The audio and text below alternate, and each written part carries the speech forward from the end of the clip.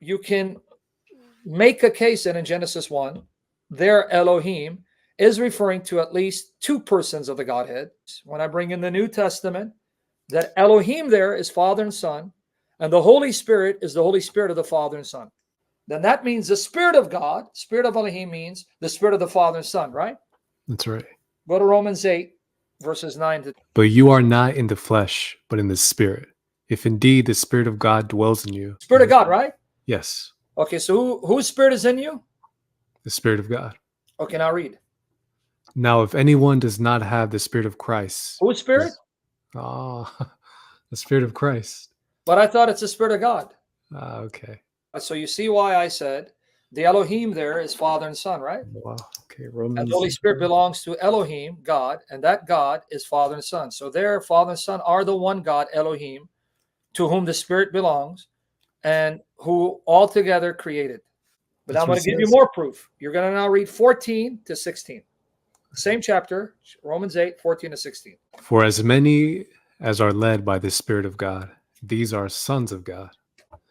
For you did not receive the spirit of bondage, again to fear, but you received the spirit of adoption, by whom we cry out, Abba, Father. Notice, the Spirit of God the Father is He who makes you a child of God and then confirms to your heart that God is your Father, and you can call Him Abba, Father, right? Yes. Whose Spirit, though, in that passage? That's the Spirit of God. So that'd be the Father, right? So it's the Spirit of God the Father that makes you cry out, Abba, Father, right? Yes, sir. But now go to Galatians 4, verse 6. And because you are sons, God has sent forth the Spirit of His Son into you. Wait, whose Spirit? The Spirit of His Son. So whose Spirit was sent to indwell you? The Spirit of His Son. And then, but then that Spirit of His Son makes you say what? Read it. Abba, Father. Okay, you confused me, though. In Romans 8, 16, it was the Spirit of God, the Spirit of adoption that made you cry to Abba, Father. Right? Oh.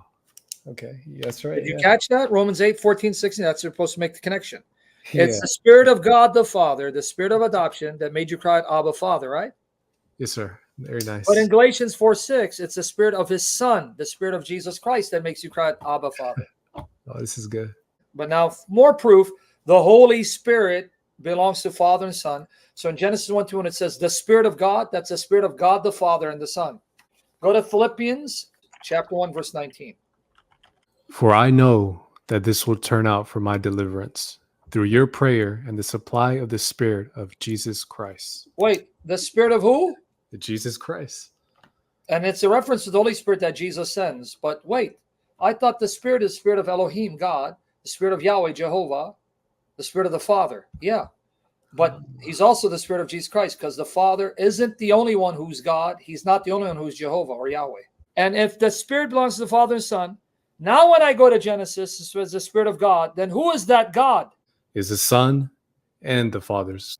You just established, wait, buddy, the Spirit of God. So the Spirit belongs to God. But according to my New Testament, that God is Father and Son. Why? Because the Spirit belongs to the Father and Son. Therefore, if the Father and Son both have the Spirit in common, then they must be that God to whom the Spirit belongs. Yes. Okay. Now everyone's getting it too, yep? Okay, but now I'm going to give you further proof. Elohim must be Father and Son, not just because the Holy Spirit belongs to Father and the Holy Spirit belongs to the Son. So Father and Son are the God to whom the Spirit belongs. But also the fact that we're told in the New Testament, the Father employed the Son to create everything. John 1, verses 1 to 4. John 1, verse 1 to 4 says, in the beginning, that's Genesis, was the Word. The Word was with God. The Word was God. He was with God in the beginning. All things came into existence through Him, and nothing came into existence without Him that came into existence. In Him, the Word was life, and that life was the light of men. And then it says in Colossians 1, it says, with God and was God. Colossians 1, 15 to 16, 17 says, Colossians 1, 15 to 17, Colossians chapter 1, verse 15, 17 says, He is the image of the invisible God, meaning the Father, the firstborn of all creation, for by means of Him or by Him, all things were created. By who? The firstborn, the image of God the Father, Jesus Christ. All things are created in heaven on earth, right? Whether visible or invisible, whether thrones, dominions, powers, principalities, all things were created through Him and for Him. was created for his possession. He is before all things, and in him all things consist. So there the Father uses the Son, his image, who's sovereign over creation, the firstborn, supreme over creation, to create and sustain all things, because all things were created for the Son, right? That's right. And then Hebrews 1, verses 1 to 3, specifically 2 to 3. But in these last days, he's spoken to us by a Son, whom he appointed heir of all things. So Father, Son, Holy Spirit created everything as the inheritance of the Son, right? That's right. By whom or through whom he made the ages. He is the radiance of God's glory, the exact representation of his being, who sustains all things by his powerful word. All right. And then it says, and after he made a purification of sins, he sat at the right hand of the Majesty on high. Okay. So according to Hebrews 1, 2 to 3, Colossians 1, 15 to 17, 15, John 17. 1, verses 1 to 4, whom did the Father use to create the heavens and earth and everything in them? The Son. Go ahead. But in Genesis 1, we're told God created the heavens and the earth. But in the New Testament, that God is the Father and the Son. Oh, this is good. How much clearer could it be that the Elohim is Father and Son?